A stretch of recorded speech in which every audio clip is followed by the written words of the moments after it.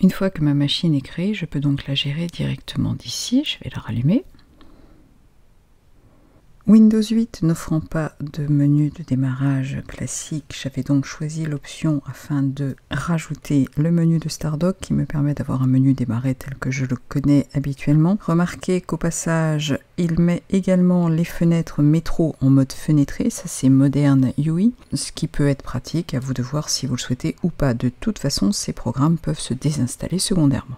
Donc une fois qu'on a la machine virtuelle, on peut gérer directement Windows à sa manière. Vous avez de toute façon ici accès aux paramètres de réglage comme le partage des disques. Vous allez donc, ici j'ai tous les disques Mac et les dossiers qui sont partagés. Je peux de toute façon utiliser la configuration pour par exemple demander à faire coïncider les différents dossiers entre le Mac et le PC. Donc ça j'y reviendrai secondairement car ça nécessite de redémarrer la machine. Toujours est-il que j'ai activé le cloud partagé, ce qui fait que si je vais dans Explorer Windows, j'ai ici dans la barre latérale PhotoStream avec toutes les images qui sont contenues dans PhotoStream ainsi que iCloud Drive et qui peut par exemple me permettre d'ouvrir nativement un dossier, un élément sans problème à partir d'iCloud Drive. Sur le PC, il va également voir, car je l'y ai autorisé, tous les disques qui sont montés sur mon ordinateur Mac à l'heure actuelle, sur lequel il aura une action d'écriture et de lecture. Ceci est à activer, donc on l'a vu dans la rubrique partage, mais à partir de là j'accède par exemple ici à mon disque dur externe, mais j'ai également iCloud qui est monté automatiquement, ainsi que mon dossier Home qui est le dossier du Mac en lui-même, c'est la petite maison. Côté réseau, comme je l'ai également autorisé, je vais pouvoir voir tous les ordinateurs du réseau, et je vais donc accéder à tout ce qui est sur mon réseau à l'heure actuelle. Le comportement de Windows ne change pas vraiment lorsqu'il est en mode de virtualisation. Comme vous le voyez, je peux redimensionner mon espace de travail à la volée comme une bête fenêtre. Et ici, j'accède par exemple à un certain nombre de raccourcis clavier qui ne sont pas disponibles sur le clavier des Mac, à la gestion des différents périphériques USB et Thunderbolt. Ceux-ci sont les Thunderbolt, ils sont situés derrière une ligne, bien qu'ils ne soient pas indiqués précisément. Tout ce qui est au-dessus est en USB. Ici, j'ai l'accès, si j'en ai un, au lecteur DVD. Ici, ce sont les paramètres de réglage. Alors ça, c'est le petit truc très désagréable avec Windows 8. Donc ici, j'ai les paramètres de réseau. J'ai par défaut mis l'adaptateur ponté, c'est-à-dire que je vais tout simplement utiliser la connexion par défaut du Mac. Mais je peux par exemple choisir de mettre réseau partagé, auquel cas le PC ne verra que le Mac comme s'il était sur un réseau privé. J'ai la possibilité de mettre réseau haute uniquement. Et le réseau ponté, je peux choisir un mode de réseau différent de celui du Mac. Ici, nous avons les paramètres de son. Il peut utiliser toutes les périphériques de sortie ou d'entrée disponibles sur le Mac, où je peux carrément le mettre en mode silencieux. Ici, c'est l'accès au disque dur. Et ici, à l'ouverture des paramètres qui sont fort nombreux. À la rubrique générale, je peux modifier le nom, ajouter une description et modifier le profil. Ici, je suis en mode productivité, mais j'ai désactivé le mappage des dossiers de la petite maison. Je vois mon disque dur avec les différents composants de ce disque dur, le disque dur principal, les snapshots qui sont des moyens de revenir en arrière et de prendre une capture d'un disque dur à un instant T. Dans la rubrique options, je ne vais pas toutes les faire, elles sont très nombreuses. J'ai par exemple la gestion du démarrage pour savoir si vous voulez démarrer en mode fenêtre ou dans un autre mode. L'optimisation vous permet de choisir si vous souhaitez la machine virtuelle ou le Mac plus rapide. Le mode de partage, je reviendrai dans quelques minutes sur le mappage des dossiers. Le mode application permet de partager les applications Windows avec le Mac, c'est-à-dire que je vais pouvoir, dans mon menu, si je fais un clic droit ici, dans Ouvrir avec, je vais me voir proposer des applications Windows que je pourrais lancer directement. Si l'ordinateur PC est éteint, il sera lancé, la machine virtuelle qui correspond sera lancée directement. Je peux choisir de voir les icônes dans le dock, par défaut comme ici, ou uniquement lorsqu'on est en mode cohérence. Je peux mettre la machine automatiquement en pause si je ne l'utilise pas. Elle est gentille, elle le fait automatiquement. Animer ou pas les icônes dans le dock, par exemple, j'aurai un badge sur un logiciel de messagerie, comme si c'était une application Mac. Et je peux ou non ajouter toute nouvelle application installée au Launchpad. Actuellement, je crois que j'ai désactivé cette option, car sinon ça encombre beaucoup.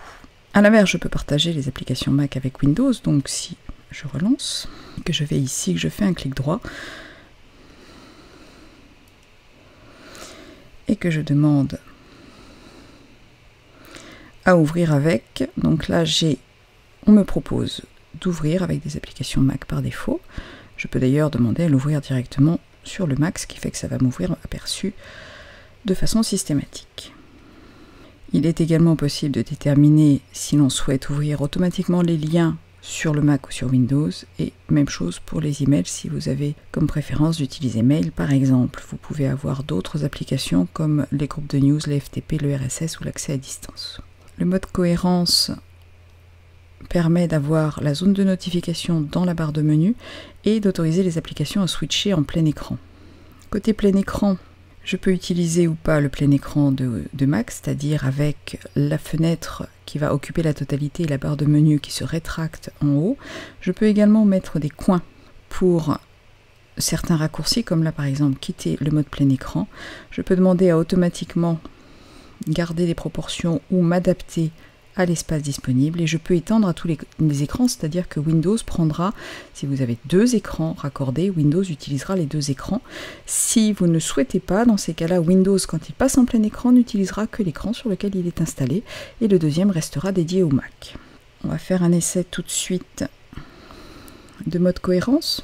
Pour basculer en mode cohérence, de possibilités, je vais ici dans le menu, je vais dans affichage et je gère le mode cohérence, ou je vais dans le menu, clic droit sur le menu de Windows ici, et j'ai également entré en mode cohérence. Dans ce mode, il n'y a plus de fenêtre. Afficher le menu démarrer, on va ouvrir courrier et on va ouvrir WordPad. Et donc voilà, j'ai ici mes applications qui vont fonctionner de la même manière que une application Mac. En bas, j'ai les icônes dans le dock, et si je fais mission contrôle, je vais avoir ici mes icônes qui vont fonctionner comme une application native, avec quelques petits bugs d'affichage comme vous pouvez le voir, et je peux par exemple décider de changer d'espace, comme si j'étais directement sur le Mac. Vous l'entendrez probablement, cela fait souffler terriblement mon MacBook Pro. C'est un mode qui est très consommateur de ressources malgré tout. Les applications, lorsqu'elles sont en mode cohérence, ont des petits bugs graphiques avec des bordures qui apparaissent et les coins qui deviennent extrêmement carrés. Pour changer de mode d'affichage, je repasse par ici. Donc là, je vais revenir en mode fenêtré. Et je peux également passer en mode plein écran. Donc en mode plein écran, c'est un écran comme un autre. Windows occupe celui-ci et je peux repasser sur le bureau du Mac de façon indifférente. Donc par exemple, je vais faire CTRL avec la flèche. Donc là, j'ai un écran dédié à Windows avec sa barre de tâches, etc. J'ai configuré un coin, donc si je me glisse dans le coin de l'écran, je vais avoir la possibilité de basculer de nouveau en mode fenêtre de façon automatique, et ça, on peut le faire comme on le souhaite. En glissant sur le haut de l'écran, logiquement, on fait réapparaître la barre de menu, mais comme vous le voyez, ça a un peu du mal à suivre, donc il est très intéressant d'avoir ce fameux coin pour quitter le plein écran, sous peine de se retrouver bloqué, de temps en temps ça ne veut pas réapparaître. Je vais m'attarder quelques minutes sur les réglages. Parallèle permet d'installer le clavier Apple français, ce qui fait que si vous tapez l'arrobase, elle est censée être au bon endroit. Malheureusement, ce n'est pas toujours le cas, comme vous le voyez. C'est particulièrement vrai dans Windows 8, ça l'est moins dans Windows 7. J'ignore quel est le problème ici. On peut faire de la même façon, je vais même pouvoir ici utiliser une image que j'importe.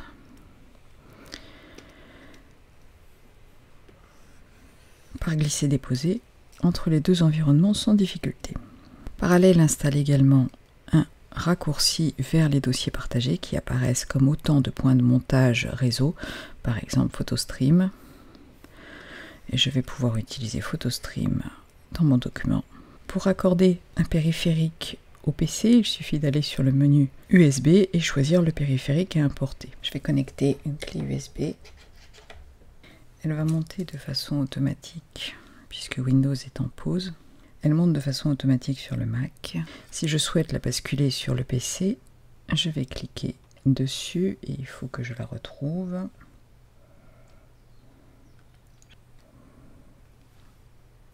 Elle a finalement monté sur Windows ici et donc je vais pouvoir l'utiliser et afficher directement.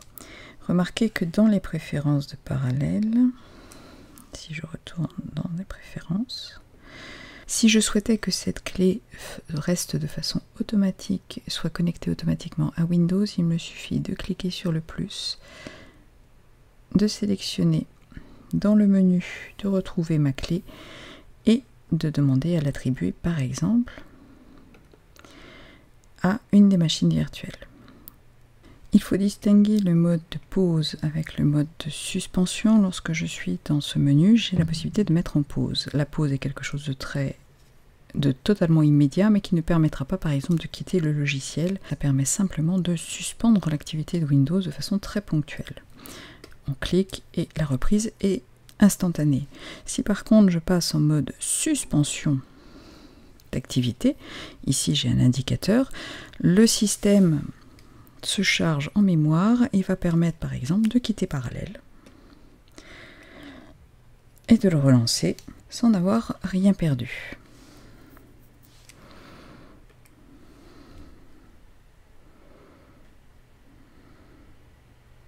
Parmi les modifications d'interface, on a désormais l'intégration dans la vue d'aujourd'hui avec par exemple ici la consommation de CPU et la consommation de RAM instantanée. Si j'avais plusieurs machines virtuelles en cours, elles s'afficheraient toutes ici. Je vous rappelle que on trouve désormais le menu de partage introduit par Yosemite. Me permet par exemple d'envoyer cette image directement par mail qui va s'ouvrir sur le Mac. J'aurai également la possibilité de l'envoyer via AirDrop, de l'ajouter à iPhoto, à Facebook, Twitter et ainsi de suite. Si j'ai sous la souris un numéro de téléphone sélectionné dans un navigateur, je peux utiliser la fonction de Yosemite me permettant de le composer directement sur mon iPhone. On va s'intéresser aux options de partage différentes. Donc je vais ouvrir la configuration. Je peux le faire ici, mais normalement il est plus prudent de redémarrer, d'éteindre la machine pour faire les modifications.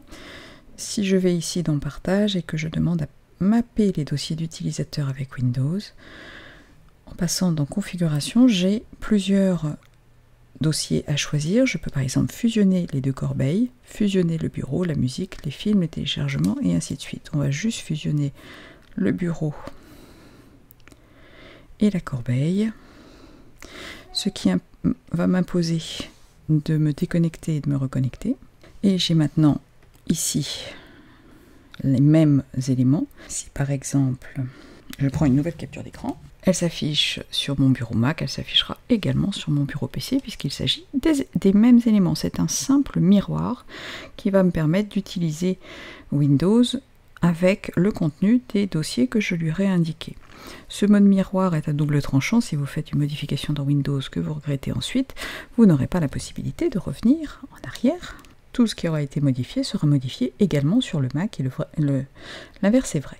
Si je souhaite désactiver ce mode de partage, je reviens dans la configuration, je décoche mapper les dossiers d'utilisateur et je reviens à des éléments indépendants. Vous voyez que j'ai récupéré les éléments que j'avais auparavant et je n'ai plus les éléments du Mac répertoriés.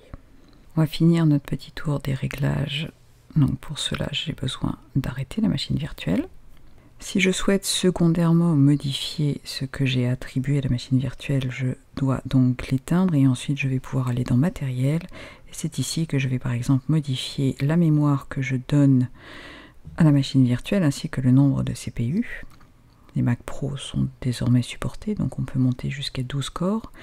Et vous pouvez aller jusqu'à 64 Go de mémoire, en sachant qu'en fonction de votre système, il faudra bien sûr en laisser de disponible pour le Mac lui-même. La commande de boot est la commande classique de Windows, lui permettant de chercher en premier lieu un disque d'installation, un système de démarrage sur le disque dur, et ensuite sur différents périphériques. Côté vidéo, on émule maintenant DirectX, et on peut attribuer jusqu'à 2 Go de mémoire vidéo. Tout dépendra de la carte graphique que vous avez sur votre Mac. Souris et clavier, peu intéressant. Côté imprimante, on a la possibilité de synchroniser systématiquement les imprimantes Mac, c'est-à-dire que Windows va avoir exactement les mêmes imprimantes, vous n'aurez pas besoin de les réenregistrer. Le système d'impression va en fait être transféré sur le Mac directement. Je ne m'attarde pas sur le disque dur, vous avez ici la possibilité de le compresser, c'est un disque qui est extensible, c'est-à-dire au fur et à mesure que vous allez installer des choses sur Windows, le disque dur va grandir. Et si jamais vous désinstallez et vous libérez de l'espace, vous aurez la possibilité de compresser pour récupérer cet espace libre. Côté réseau, on choisit connecteur. Côté audio, on peut également choisir une entrée et une sortie par défaut à donner à Windows, et vous pouvez ici gérer également les caméras et les différents périphériques Bluetooth. L'USB 3 est pris en charge et il est activé sur Windows 7, vous serez obligé d'installer le driver de l'USB 3.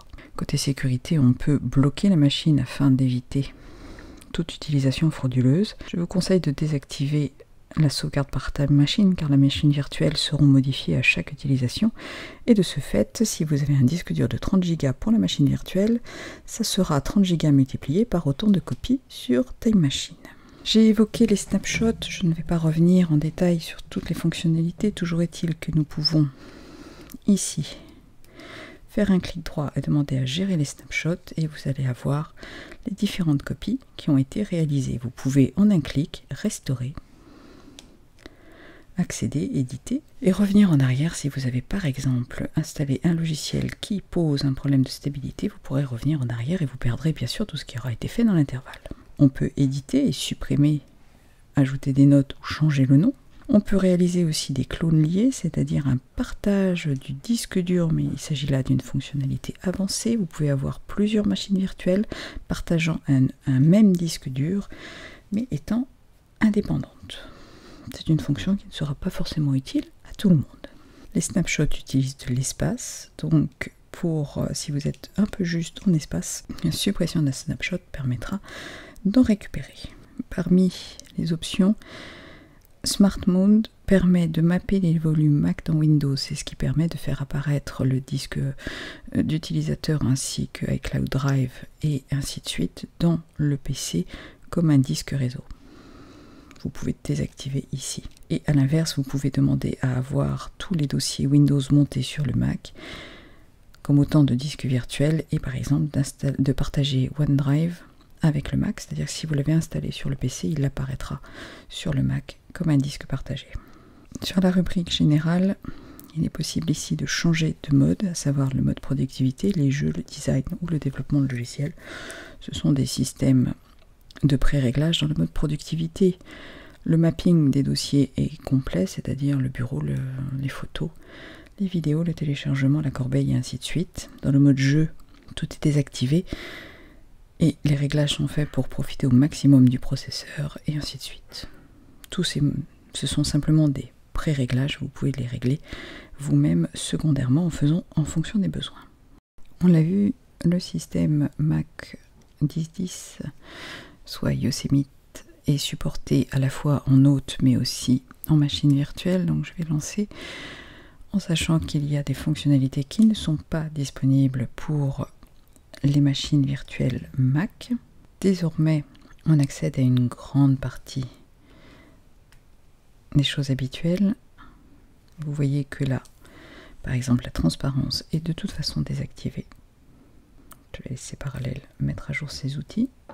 La vitesse de fonctionnement est plutôt bonne, bien que l'affichage est nettement moins fluide qu'avec une machine Windows.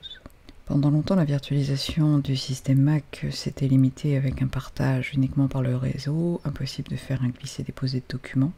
Désormais, c'est chose révolue, bien que le glisser-déposer a parfois un peu de mal à fonctionner. Si par exemple je prends cette capture d'écran, elle sera copiée. Et à l'inverse, il faut penser à bien maintenir au-dessus du bureau, car la copie dans l'autre sens a un petit peu du mal. Vous voyez, c'est pas encore parfait.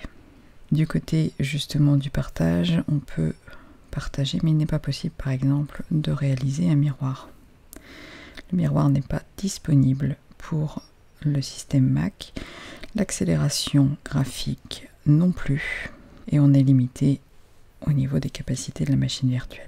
Ça peut néanmoins dépanner si vous avez vraiment un logiciel qui ne tourne que sur une version antérieure de Mac, en sachant que bien que les périphériques soient gérés, on peut être limité par les saccades de l'affichage.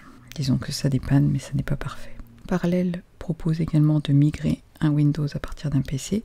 Ceci nécessite d'installer un logiciel à télécharger sur le site de Parallèle sur le PC et ils vont être reconnus sur le réseau. Le PC sera entièrement importé dans une machine que vous pourrez paramétrer par la suite. Mais je n'ai pas de PC sous la main, donc il ne me sera pas possible de vous montrer. Je l'ai réalisé dans une précédente version de Parallèle. Voilà qui va conclure notre tour d'horizon de Parallèle 10. Je ne suis pas revenue sur toutes les fonctionnalités car ça nécessiterait de faire des heures et des heures de tutoriel. Simplement, la dictée vocale est supportée au sein des machines virtuelles. On peut également utiliser un grand nombre de gestures comme la clic à 3 doigts sur un mot pour obtenir sa définition. Et j'en passe. Parallèle 10 est un logiciel extrêmement puissant, très bien intégré au système. La mise à jour, comme toujours, ne dépendra que de vous. Si vous utilisez Yosemite et toutes ses fonctionnalités, alors la dernière version est certainement celle qu'il vous faut. Pour ma part, je vous retrouve bientôt pour un nouveau tuto. Bye bye!